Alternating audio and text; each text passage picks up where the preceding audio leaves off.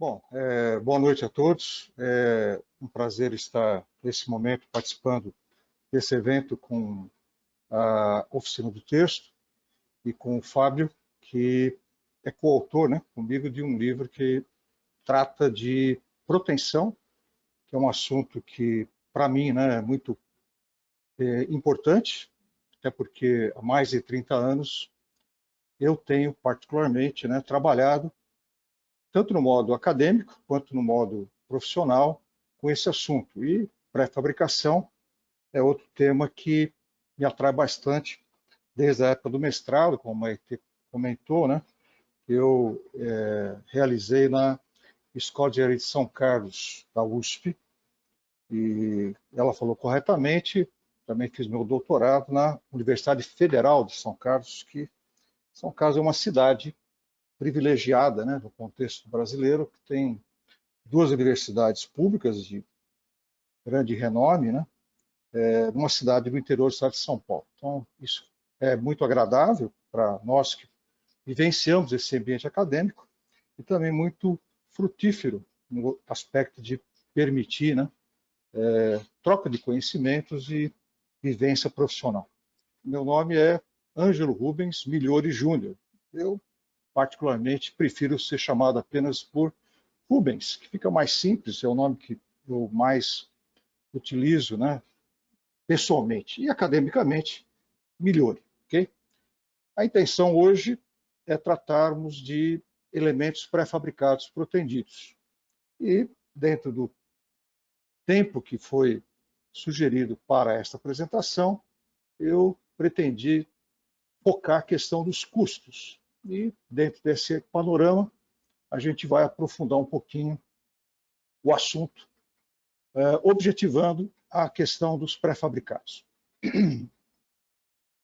No entanto, para iniciar, vamos fazer aqui alguma avaliação de panorama de edificações residenciais de concreto.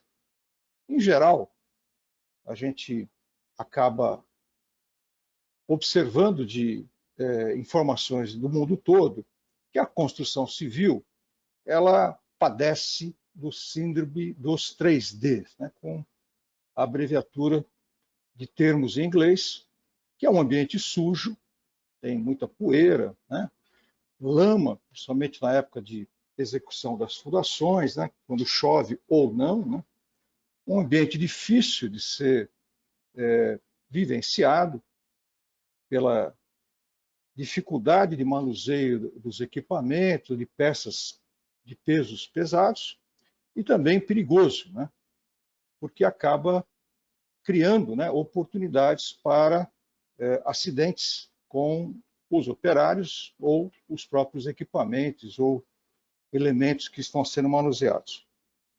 Eu acrescentaria mais uma letrinha nessa sopa de letras, né, dizendo também que, na realidade, uma característica importante é que as estruturas de concreto são muito baratas em comparação com outros ambientes de produção, principalmente indústrias, né, mais avançadas do ponto de vista tecnológico, como a indústria eletrônica ou de automóveis. Mas se a gente comparar a estrutura residencial de concreto, né, com a obra completa, a gente pode dizer que a estrutura representa uma parcela pequena do custo total da edificação. Representa algo em torno de 20% a 30% do custo da obra, onde a estrutura acaba tendo uma importância maior para aquelas edificações de menor porte, como, por exemplo, obras residenciais do tipo Minha Casa Minha Vida, onde basicamente a estrutura é toda a construção, e para os edifícios de maior porte, com maior valor agregado, a estrutura praticamente é diluída, da ordem de 20%, isso já incluindo, inclusive, as fundações. Isso é importante para chamar a atenção, porque muitas vezes a gente observa pessoal de equipe de arquitetura, de engenharia ou de vendas tentando baratear o custo da estrutura de concreto, que não é correto, porque a gente tem outros custos muito mais importantes, muito mais significativos, que vão permitir, né, fazer talvez uma redução do custo final. A estrutura de concreto, basicamente, né, quando é de concreto, é responsável pela estabilidade e segurança do empreendimento. Então, não deve ser um objetivo, né, apenas reduzir o custo da estrutura, mas sim entender o seu funcionamento e qual é a sua importância. Com relação às estruturas de concreto armado, eu fiz aqui um gráfico tentando apresentar algumas características que, pela minha vivência profissional, né, dos últimos 40 anos, fazendo projetos de edifícios e estruturas diversas, a armadura, no caso concreto armado, a armadura passiva, aço CA50, CA60, representa um custo importante no valor do metro cúbico de concreto armado produzido. Alguma coisa entre um mínimo de 40% e um máximo de 60%. Um número bom para a gente memorizar, que eu tenho procurado aplicar, é 50%. O custo do aço representa aproximadamente 50% do custo do metro cúbico de concreto armado. Isso varia de local para local, de tempos em tempos, né? Recentemente tivemos uma mudança drástica nos valores de equilíbrio dos preços, né, de cada insumo, mas a tendência é estabilizar aproximadamente nessa faixa de 50%.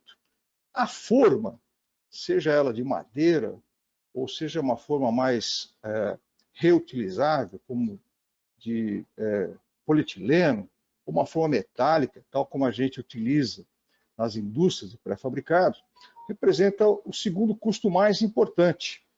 Alguma coisa entre 35%, 40%, 50%, né? Como números redondos, apenas para podermos discutir essa questão.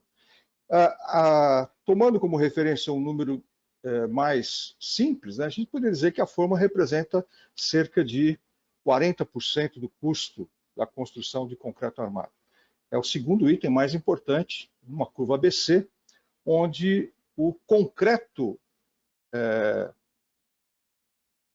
que foi produzido para a produção, né, para a realização dessa estrutura de concreto armado, tem o custo menos importante, algo em torno de 10% a 20%, ou, para arredondar, 50% do metro cúbico de concreto armado, material e mão de obra envolvidos, tanto na produção quanto na aplicação.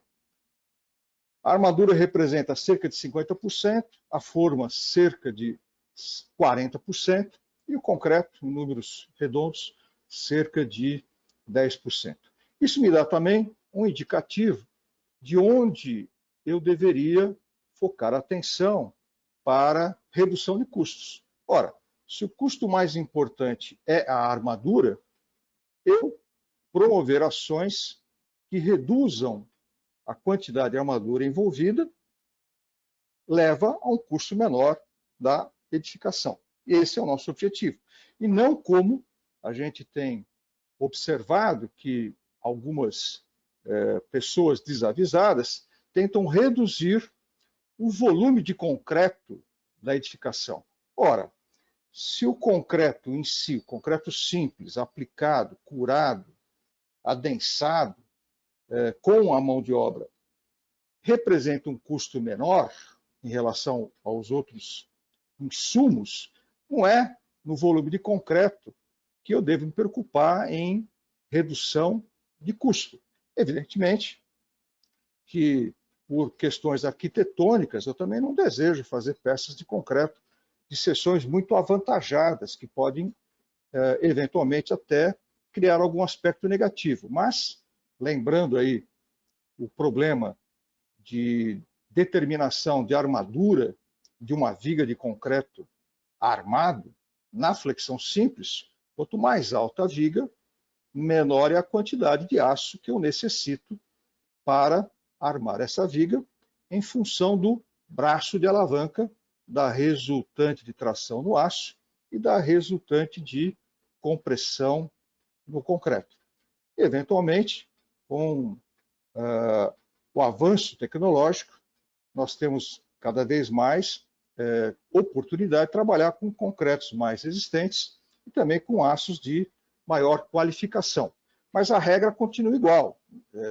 Num determinado período, num determinado tempo, a armadura acaba sendo o item mais oneroso. Então, eu deveria focar minha atenção em reduzir a quantidade de armadura. Reduzir a quantidade de armadura tem um impacto final maior do que reduzir, por exemplo, o volume de concreto de uma viga, eventualmente. Muito bem. Além desse tópico, queria apresentar aqui um gráfico que está um pouco desatualizado, né? Focando até o ano de 2009, onde eu apresento aqui a produtividade anual dos trabalhadores da construção civil aqui no Brasil contra o PIB. Então, se vocês observarem aqui o gráfico azul, é a participação do PIB do trabalhador da construção civil no PIB do Brasil. E a gente observa que há um gráfico descendente, ou seja, a construção civil ela responde cada vez menos para o valor total do PIB produzido no Brasil. Há um ponto importante, que é aqui o ano 2003, emblemático, né, onde esses dois picos acontecem e o salário médio da construção civil, anualizado, né, aumenta bastante em comparação com o outro gráfico, que é a participação do trabalhador na formação do PIB. Ora, esse gráfico mostra que a mão de obra na construção civil passou a ter um custo na construção civil maior do que os outros itens. E isso é um fenômeno que a gente tem observado com bastante frequência. Uma outra questão que, para eu ter economia numa construção, é reduzir a quantidade de homens-hora necessários para a execução de alguma tarefa na construção civil. A construção civil sempre teve a pecha, né, de utilizar mão de obra desqualificada, sem muita formação. O que, num primeiro momento, principalmente há uns 50 anos atrás, 60 anos atrás, era até importante para poder utilizar o conjunto de operários para fazer tarefas mais rústicas. Hoje, isso é uma característica negativa. A gente observa que a tendência é qualificar mais esse operário da construção civil para ele fazer menos operações brutas e se ocupar com operações mais refinadas, inclusive com a operação de equipamentos, né, dentro do ambiente de construção dos edifícios. E com isso, eu vou ter uma valorização do operário e, portanto, também um aumento na remuneração, como tem sido a tendência ao longo dos últimos 20 anos, praticamente. Muito bem. Feito essa primeira questão da relação das estruturas de concreto com os custos envolvidos, eu vou tratar agora um pouco das questões técnicas, comparando as construções de concreto, em geral, com outros setores produtivos, como já comentei, da indústria automobilística, ou de eletroeletrônicos, ou indústria mecânicas em geral, a gente observa que a construção civil normalmente é identificada como sendo um setor de pouca produtividade. O que significa pouca produtividade? Eu preciso de muitas horas homem, né, para realizar uma tarefa. É muito comum a gente observar no canteiro, principalmente de obras moldadas do local, que 2 ou 3 operários estão aguardando um outro operário finalizar uma tarefa para ele iniciar a sua própria tarefa. Isso acaba criando um ambiente onde muita hora é desperdiçada para executar algumas tarefas. Outra questão associada à tecnologia que ainda nós utilizamos é a dificuldade no cumprimento de prazos para a execução de determinadas etapas da obra, principalmente quando a gente envolve aí questões de ambiente, como chuvas, né? Dificuldades de logística para fornecimento de determinados insumos, fazendo com que, em geral, as obras de concreto moldadas no local tenham descumprimento daquele prazo que inicialmente foi acordado entre o empreendedor e a construtora. Isso está sendo revisto, modificado, a tendência cada vez mais é o empreendedor penalizar o construtor que não cumpre prazos, criando aí uma cláusula, né, de multa contratual no caso da não finalização da obra no tempo previsto. E, finalmente, o que a gente observa, também comparativamente com outros setores, é que a produção dos edifícios, né, o acabamento, é de pouca qualidade. Então, a maior dificuldade que a gente tem numa obra moldada no local é garantir que a obra esteja no nível, no esquadro e no prumo, que é uma situação básica que a gente deseja que aconteça. Bom, e aí? Como é que eu posso interagir para modificar essa realidade? Uma solução é pré-moldar ou pré-fabricar. E aqui eu tenho, então, que primeiro esclarecer qual é a diferença entre esses dois termos, né?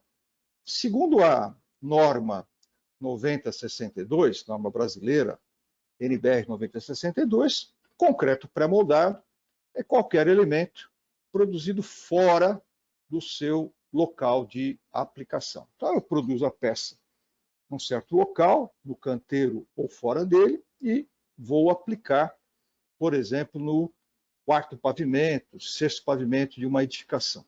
Então, isso é a definição geral e a gente chama de pré-moldado todo e qualquer elemento que foi produzido num lugar e utilizado em outro. Aqui no Brasil, e isso também consta na norma 9062, a gente tem uma outra diferenciação, que só acontece no Brasil, entre o elemento pré-moldado e o elemento pré-fabricado. Em geral, quando eu produzo um elemento em canteiro ou fora dele, no ambiente industrial, mas com as mesmas técnicas construtivas de uma obra moldada no local, eu qualifico essa peça como uma peça pré-moldada. E vou chamar de pré-fabricada aquela peça que é produzida ou no canteiro ou, mais comumente, numa indústria que vai utilizar técnicas, equipamentos, treinamento de mão de obra, que faz com que o resultado final, que é a peça, apresente um controle de qualidade rigoroso. Com isso eu estou dizendo que a peça vai ter controle de comprimentos, controles de larguras, controle de posicionamento de armadura, controle de cobrimentos para proteção da armadura, utilização de central de concreto específica para a produção desses elementos, mão de obra treinada, equipamentos de cura térmica, que me permite produzir a peça hoje e mandar para o canteiro amanhã, acelerando, portanto, a disponibilização do elemento para a obra, né?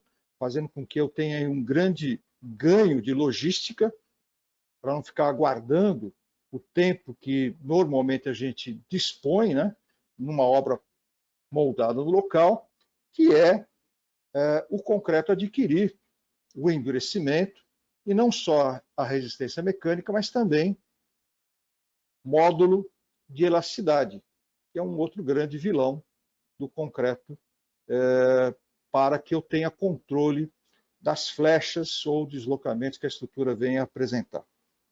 Muito bem, feito essa ressalva da identificação de elementos pré-moldados e pré-fabricados, eu vou ficar aqui agora focando mais a nossa atenção para o elemento pré-fabricado, ou seja, aquele que normalmente é produzido numa indústria, uma indústria especializada para a produção de elementos de concreto.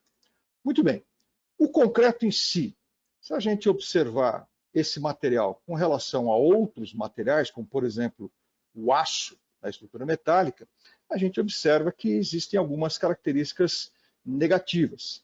A primeira delas é a fissuração. A fissuração é inerente ao concreto armado. O concreto armado precisa fissurar para que seja possível mobilizar a resistência do aço pelo seu alongamento, trabalhando em conjunto com o concreto simples, que vai fornecer a resultante de compressão no equilíbrio da resultante de tração do aço. Ou seja, é necessário que a peça de concreto fissure. Se a peça não fissurar, a peça é antieconômica. É óbvio que as fissuras têm que ser controladas. Muitas vezes a gente nem percebe a fissura em razão do acabamento superficial, com embolsamento ou pinturas da estrutura. Agora, quando a fissuração ela é além dos limites satisfatórios, nós acabamos tendo efeitos estéticos, né? Porque a fissura vai aparecer, vai chamar a atenção do leigo, inclusive, que pode ser algo problemático, e vamos ter problema de durabilidade da armadura no interior da peça de concreto, pela penetração de agentes agressivos por aquela abertura que ficou aparente. Outra questão é que, por conta da fissuração, existe uma perda de rigidez, sendo rigidez o produto entre o modo e elasticidade do concreto, em geral a gente admite como constante, apesar de não ser, e da inércia, né, uma característica geométrica da seção transversal, por exemplo, de uma viga. Essa perda de rigidez ela é mais proeminente quando a gente passa da região do estádio 1, no concreto estrutural, armado, para o estádio 2, onde no estádio 2 a peça se encontra fissurada. Evidentemente, eu quero que a seção de concreto fissure naquelas posições de maior intensidade da flexão, geralmente no meio do vão, em vigas isostáticas ou contínuas e sobre os apoios nas vigas contínuas. Essa mudança de comportamento elástico do estádio 1 para um comportamento fissurado, típico de uma obra de concreto armado, faz com que as flechas de uma viga na flexão aumentem. Então, esse também é um problema que eu preciso controlar, para que a flecha não seja exagerada. E, finalmente, o concreto não tem estabilidade dimensional. Ao longo do tempo, ele vai mudando o seu comportamento reológico e o mais importante deles é o efeito da fluência, que é o péssimo hábito do concreto continuar deformando, apesar da carga mantida constante. E quanto mais cedo eu aplico o carregamento, maior é esse efeito da fluência. Para o caso de obras onde o vão é importante, quanto maior o vão, maior é esse efeito da fluência. Até porque, se o momento fletor de uma viga varia com o quadrado do vão, as flechas variam com a quarta potência do vão. Então, na época que eu me formei, que os vãos das vigas de edifícios eram da ordem de 4, 3 metros, eu tinha, numas obras de concreto armado, certos controles bastante empíricos do comportamento de uma viga de concreto armado, e que hoje, quando a gente tem vãos da ordem de 6 metros, 8 metros, as flechas das vigas aumentam cerca de 16 vezes em relação àqueles vãos de metade de seu comprimento, em função da quarta potência do vão. Então, esse é outro problema que acaba limitando a aplicação das peças de concreto armado, principalmente naquelas obras que vão exigir maiores vãos livres. Como é que eu posso contornar esse problema? Ora, protender.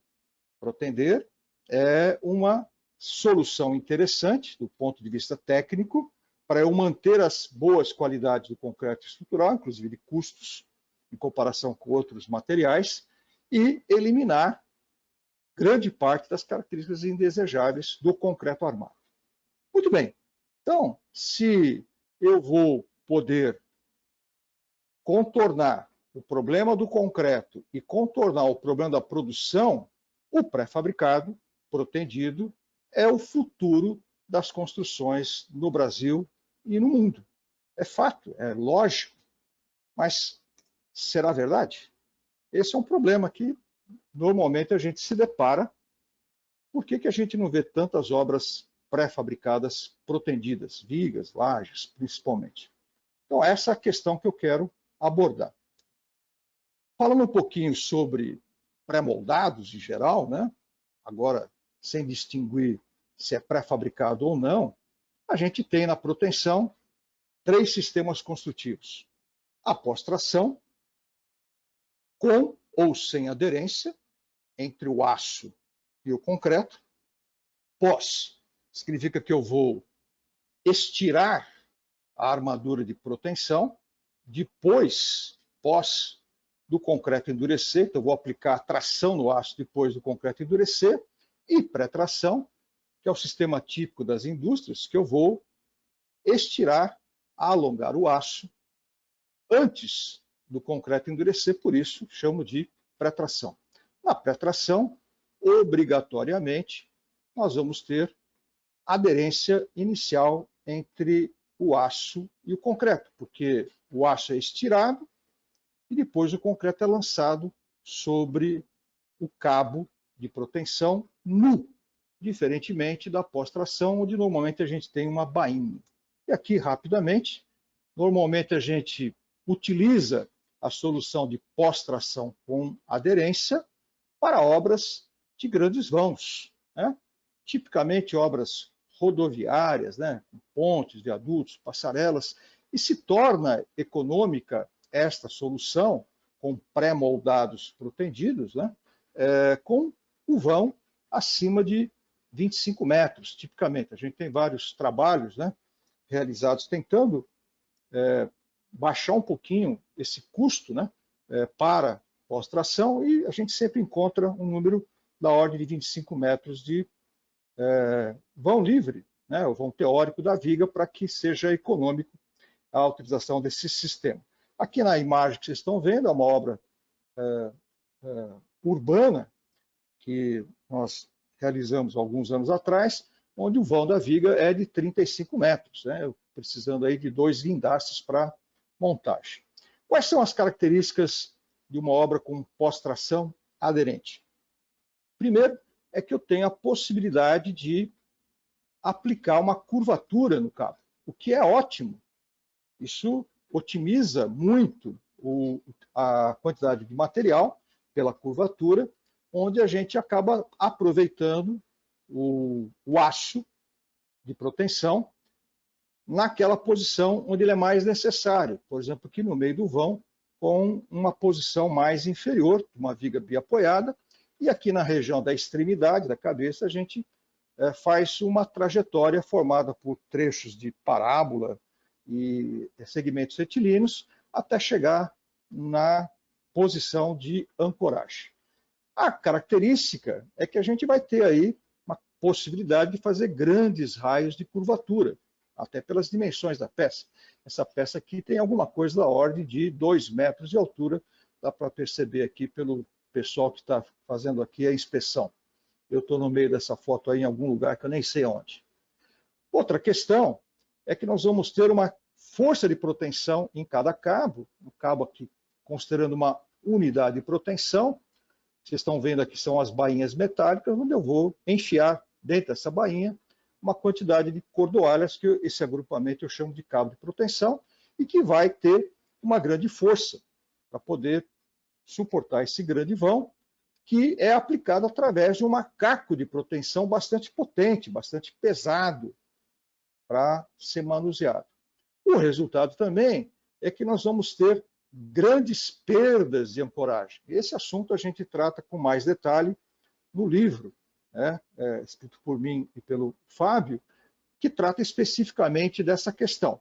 Mas, no caso da pós-tração com aderência, o atrito entre a cordoalha de proteção e a bainha é o dobro daquele que a gente encontra, por exemplo, na pós-tração sem aderência. Então, eu tenho uma grande força de proteção, mas eu perco muito dessa força em razão do próprio atrito. Outra questão é a extremidade, onde eu preciso, para ancorar essa grande força de proteção também, dispositivos de ancoragem que são onerosos, difíceis de manusear e, portanto, caros. Outra questão é que essa bainha, depois de estirada a armadura, deve ser injetada com uma calda de cimento e que algumas vezes pode não ser um serviço bem elaborado. Eu preciso de uma mão de obra especializada para poder realizar todas as operações necessárias com qualidade. O resultado é que o custo é relativamente alto em comparação com os outros dois sistemas de proteção, como, por exemplo, a pós-tração sem aderência. A pós-tração sem aderência ela é obtida utilizando cordoalhas engraxadas. Vocês estão vendo aqui uma cordoalha saindo, né, na extremidade de uma peça, uma laje pi, a gente chama de laje pi pela forma, né? Duas almas conectadas por uma mesa superior e esta cordoalha é encapada, sem a necessidade de eu ter uma bainha metálica, e entre a capa e a cordoalha há graxa, fazendo com que o atrito seja reduzido. Portanto, a presença da graxa vai eliminar a aderência entre o aço e o concreto. A proteção vai acontecer pela trajetória do cabo, que também pode ser curvo, facilita, né, o aproveitamento desse aço, a sua curvatura, com raios, agora até pequenos, porque os vãos que vão ser permitidos protender esses elementos são não tão grandes quanto naqueles da pós-tração aderente. O cabo ou unidade de proteção formada por uma única cordoalha tem uma força de proteção baixa, e com isso eu posso ter um macaco de proteção mais leve, com um serviço de operários para a execução da operação de proteção mais simples e, portanto, mais barato, mas ainda é, assim, um serviço especializado, e a ausência de aderência faz com que as perdas de proteção sejam reduzidas em comparação com aquele elemento com a aderência, na pós-tração de obras rodoviárias.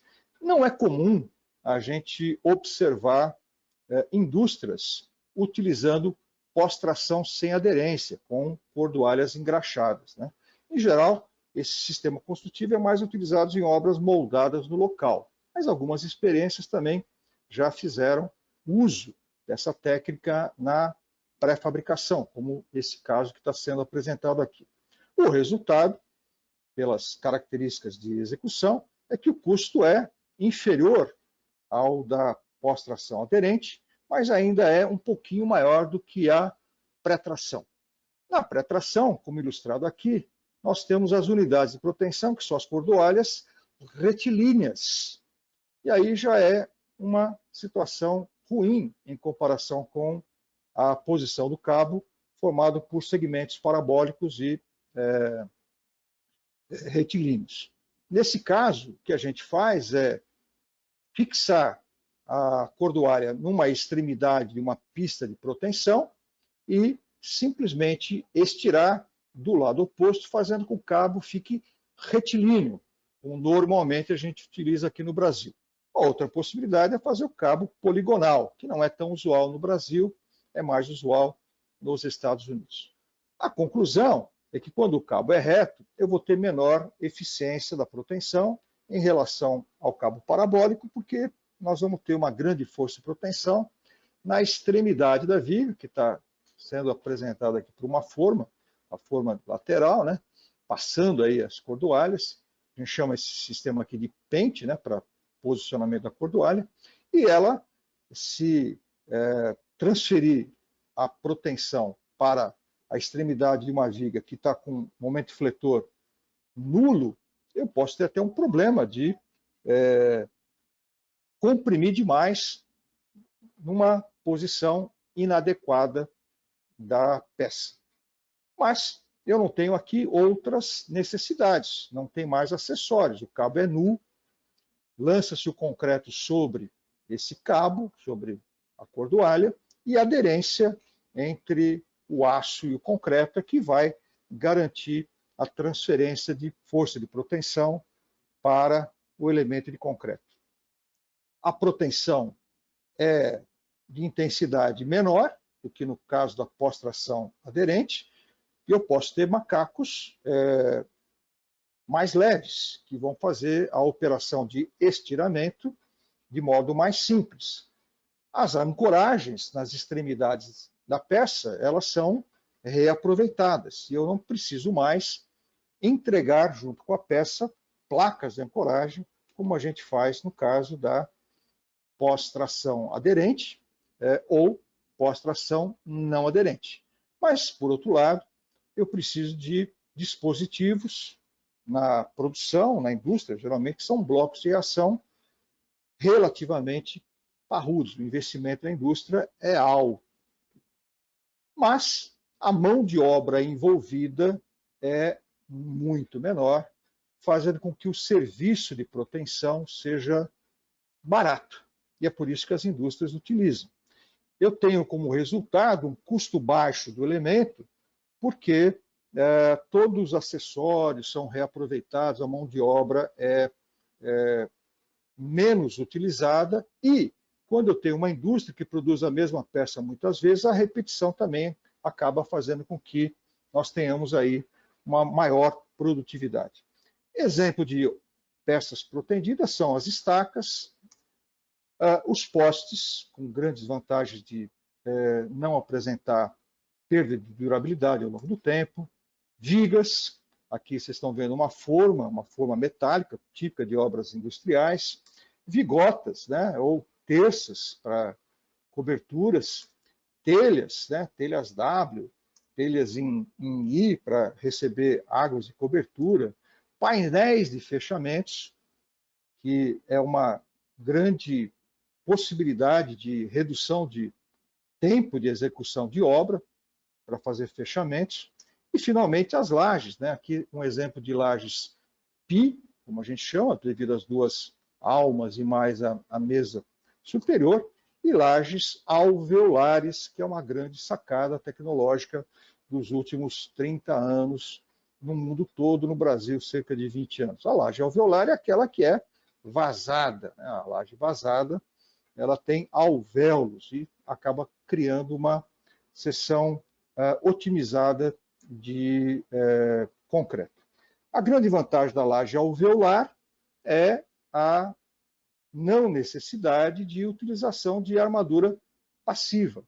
Eu posso produzir uma laje alveolar com zero de armadura passiva e com uma quantidade muito pequena de concreto devido à presença dos alvéolos e com uma quantidade pequena também de mão de obra.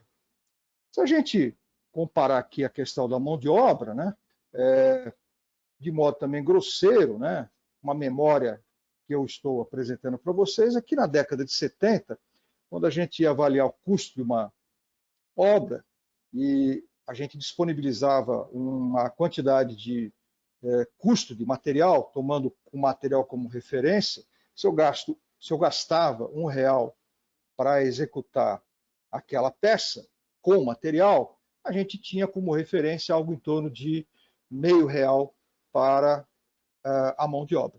Mas como a gente já viu, esse custo aumentou. Atualmente, para cada R$1 aproximadamente gasto com material, eu gasto R$1,5 com mão de obra. Então, novamente, se eu tiver que economizar alguma coisa na questão do material e da mão de obra, é mais interessante economizar mão de obra e não material. Material, do ponto de vista relativo, tem hoje um custo menor. Outra questão é com relação à produtividade. Aqui nesse gráfico, a partir de informações que a gente recebe de indústrias, né, da Itália, eu estou comparando aqui qual é a quantidade de concreto produzido numa indústria média aqui no Brasil, que produz cerca de 1.000 metros cúbicos de concreto por mês, e uma indústria equivalente na Itália. A gente observa aqui que, se eu dividir aqui a produtividade, quer dizer, a quantidade de volume de concreto por trabalhador produzido no Brasil, a diferença é da ordem de 4 vezes. Por que o italiano é 4 vezes mais produtivo do que o brasileiro?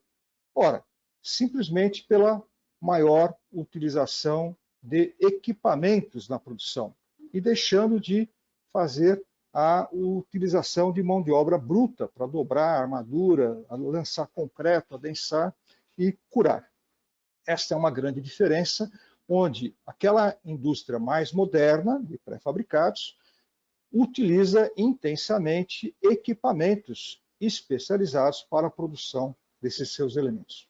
E agora sim, para efeito da gente poder comparar essa questão, eu queria trazer aqui um caso real de uma obra que a gente esteve envolvido, de uma indústria que foi construída em anos anteriores com lajes e que necessitava fazer uma ampliação da área industrial, e as lajes que foram utilizadas na época, projetadas por nós, eram lajes PI.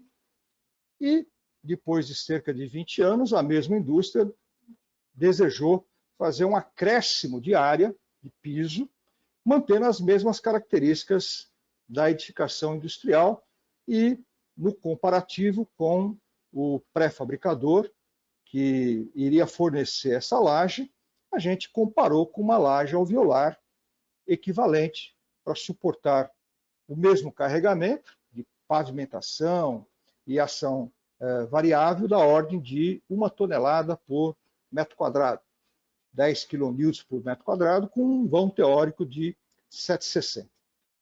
A situação, portanto, de operação da peça é equivalente. A ideia é ter o mesmo vão, o mesmo carregamento útil.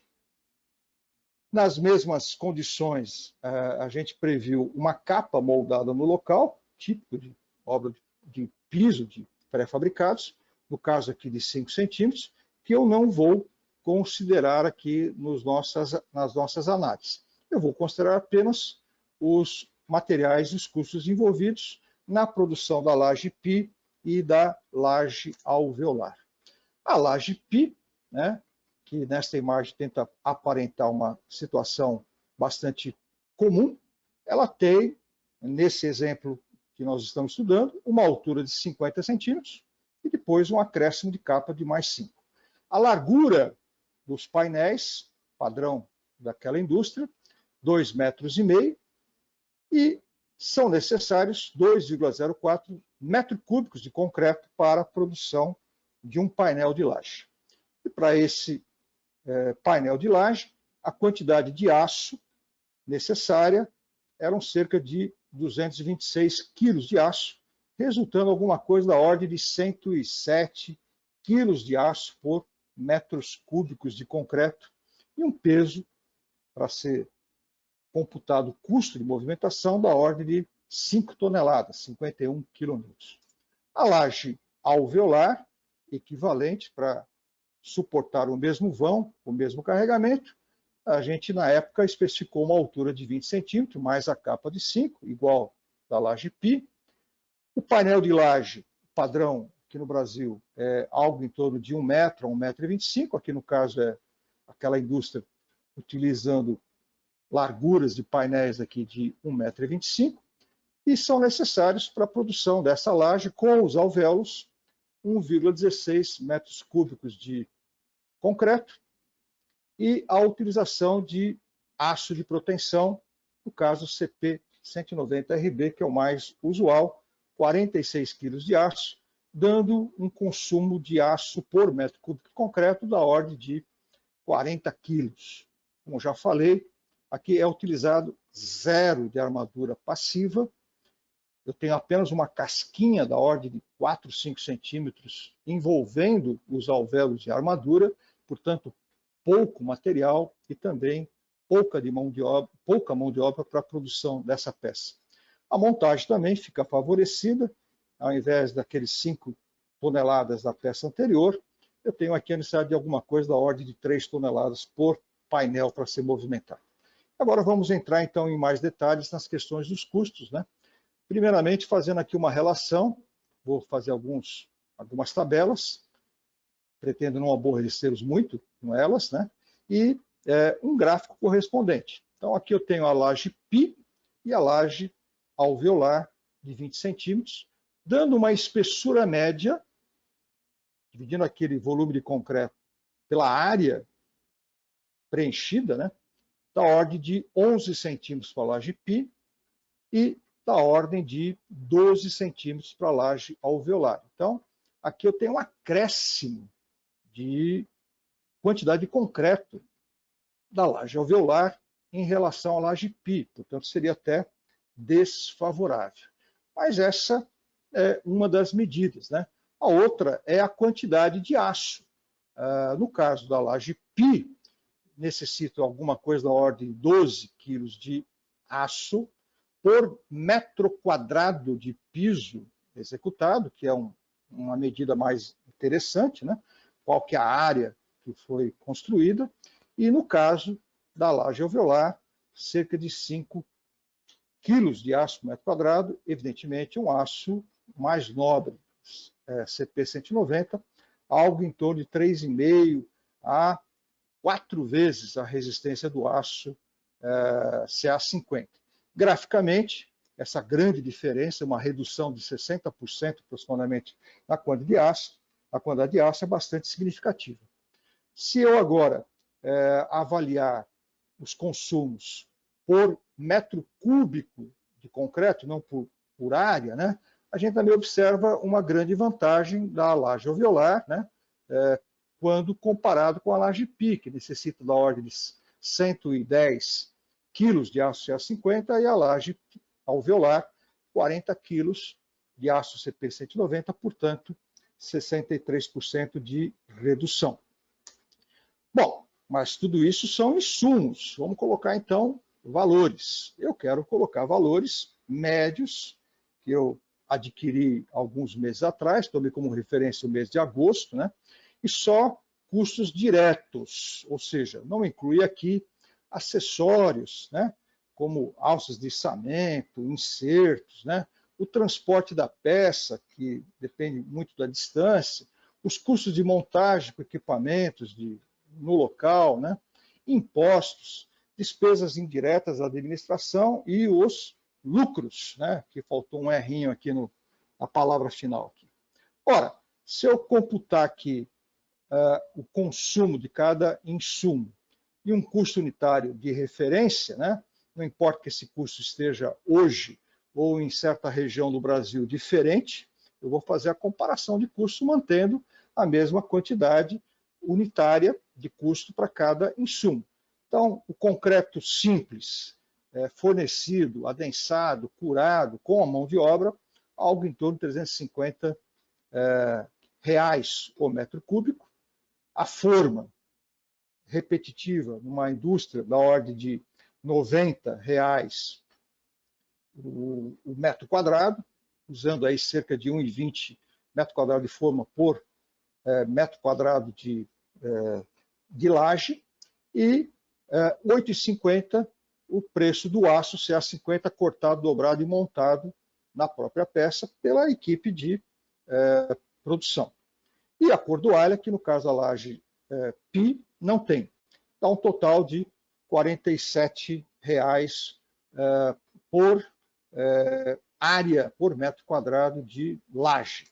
E se eu comparar agora com a laje alveolar, né, mantendo os mesmos valores unitários de insumos, apenas colocando que o preço da cordoária, como é muito mais resistente, cerca de 3,5 vezes, 4 vezes o aço CA50, tem um custo maior. Mas, primeiro, eu vou ter uma quantidade de mão de obra envolvida no processo de produção muito menor, porque basta eu fixar uma extremidade e esticar uma extremidade oposta, portanto, menos mão de obra para posicionar a armadura passiva, montar estribos, fazer emenda de barras, né? E também um consumo de aço bem menor do que o aço CA50, resultando aqui alguma coisa da ordem de R$ 180, com um número até bastante inteiro, né? Para a laje alveolar. Graficamente, né? Se eu apresentar agora o custo por metro quadrado de laje, a gente pode comparar que há uma redução de 27% do custo. Esse custo não é preço de venda, né? Esse preço deve ainda ser somado a alguns outros custos, mas é um custo de referência, considerando os mesmos valores unitários para cada material, né? A laje Pi e a laje alveolar, a gente percebe uma diferença significativa. Se eu fizer o custo por unidade de volume de concreto, que é o que alguns, de modo equivocado, também fazem, a gente pode observar que há uma redução de 1/3 no custo por metro cúbico de concreto, seja ele armado ou protendido, em razão justamente das técnicas e das quantidades necessárias para vencer o mesmo vão e a mesma carga. Daí, se a gente conhece essas relações, pode, de fato, concluir que é uma situação bastante desejável. Tem uma redução de custo, redução de material, portanto, também ecologicamente correto, e necessidade de qualificação da mão de obra envolvida nessas operações. Eu poderia falar um pouquinho do livro, que nosso intuito ao escrever esse livro é a divulgação da técnica de proteção. Então, vocês observaram pela minha apresentação que nós temos 3 sistemas construtivos atualmente no mundo todo, né? E, dependendo do tipo de obra, um sistema é mais utilizado em detrimento de outros, cada um deles tem seu nicho de atuação. A ideia é poder difundir conhecimento abordando os 3 sistemas de proteção, coisa que a gente observa que é muito difícil de acontecer em livros técnicos ou muito menos livros didáticos. Então a intenção foi, ao escrever o livro, apoio para as nossas aulas, que são fornecidas, né, ou ministradas por nós, e também permitir que profissionais que atuam em áreas de proteção de edificações residenciais, por exemplo, que utiliza muito cordoalha engraxada, e aqueles que trabalham com pré-fabricados, e aqueles outros que trabalham com elementos rodoviários de grandes vãos, né, possam ter a mesma base de formação e entendimento dos problemas envolvidos. Essa foi a ideia, e por isso que a gente teve muito prazer em escrever o livro e está disponível para a comunidade no meio técnico. Quer falar um pouquinho mais, Fábio? Então, o que eu assim acho muito interessante do livro, né, comentando aí com o pessoal também, é o seguinte, pessoal, quando você abre a norma, você vê uma equação lá dentro, né? E muitas vezes você fica com dúvidas de como aplicar aquela equação. Às vezes tem alguma pegadinha de unidade, às vezes tem alguma coisa que você precisa fazer antes, às vezes tem algum termo que você precisa ajustar, né? E no livro isso é extremamente, vamos dizer assim, exposto, né? Os exemplos, eles estão assim, passo a passo, entendeu? Então, vou calcular as perdas imediatas, está lá tudo certinho. Vou calcular as perdas progressivas, está lá tudo certinho. Vou calcular por diversos métodos, ACI, né, NBR, está tudo lá. Então, assim, isso é interessante para você formar o seu senso crítico. Então, por exemplo, qual que é a diferença de eu calcular pelo ACI e pela NBR? Está lá no livro. Aí você vai falar, na hora que você olhar os exemplos, você vai olhar e falar assim, caramba, o ACI leva isso em consideração, puxa, a norma brasileira não leva isso em consideração. Então, você começa, através dos exemplos, formar um senso crítico e também você fazer um questionamento, né? Não é isso, Rubens? Desde que basicamente, a gente bateu, né, no final, a gente falou, caramba, o ACI deu isso, a NBR deu isso, né? Então, eu acho que isso é importante, né? Até mesmo para a gente colocar novas pautas, né? Vai sair agora a NBR nova, mas em futuras atualizações da norma, a gente poder colocar parâmetros, mudar parâmetros, ajustar parâmetros, né? Retirar parâmetros. Então, assim, isso eu acho que é uma coisa muito importante do livro, os exemplos, né? Os exemplos, pessoal, um livro sem exemplo, meu Deus do céu, é a pior coisa que tem. Pelo menos quando eu compro um livro e eu vejo que não tem um exemplo, começa muita equação e sem exemplo, eu já dou uma desanimada, porque você fala, poxa, caramba, e agora a aplicação disso, né? Então fica como se você estivesse lendo uma norma. E não é esse o objetivo. O objetivo é expor os cálculos, né? Como que faz. Esse é o objetivo, né? Não acho que é isso sobre o livro, né, Rubens? Sim, Fábio, e fazer a crítica, né? O objetivo nosso foi esse, né? Comentar em cada passagem, né? Um comparativo e o relacionamento desses itens com outros itens que a gente trata também no mesmo livro. Ou seja, não é apenas tentamos, né, não fazer um texto árido, mas um texto mais leve e recheado de exemplos numéricos para o leitor, né, poder também fazer a sua análise própria. Muito bem, eu agradeço então a oportunidade. Um abraço e sucesso a todos. Também gostaria de agradecer a todos aí pela participação. É sempre bom, né, estar em contato com vocês. E gente, de verdade, eu sou muito fã da oficina de textos. Eu tenho muitos livros da oficina de textos, né? Eles também, na época, né, a gente fez parceria com o livro de Radier. Então, assim, eu sou muito grato à oficina de textos e eu acho que é isso. Acho que vocês devem seguir a oficina de textos.